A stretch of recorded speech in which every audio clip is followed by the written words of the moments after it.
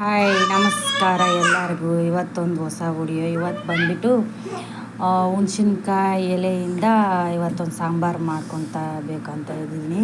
ಅದಕ್ಕೆ ಒಂದು ಕಪ್ಪಷ್ಟು ಎಲೆ ತಗೊಂಡಿದ್ದೀನಿ. ಅರ್ಧದ್ದು ಎಲೆ ಮುಕ್ಕಾಲು ಕಪ್ ಆಗೋಷ್ಟು ಒಂದು ಲೋಟದಲ್ಲಿ ಬೇಳೆ ತಗೊಂಡಿದ್ದೀನಿ. ಮತ್ತು ಒಂದು ಚಮಚ ಅಷ್ಟು ಧನಿಯಾ ಪುಡಿ, ಅರ್ಧ ಸ್ಪೂನಷ್ಟು ಅರಿಶಿನ ಪುಡಿ, 2 ಟೊಮೊಟೊ, ಒಣಗಿರೋ ಮೆಣಸಿನ್ಕಾಯಿ.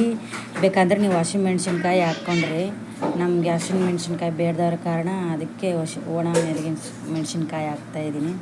ಮತ್ತು ಒಂದು ದಪ್ಪದೊಂದು ಬೆಳ್ಳುಳ್ಳಿ ಮತ್ತು ಈರುಳ್ಳಿ.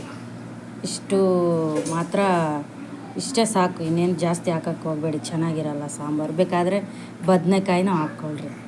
ಮತ್ತು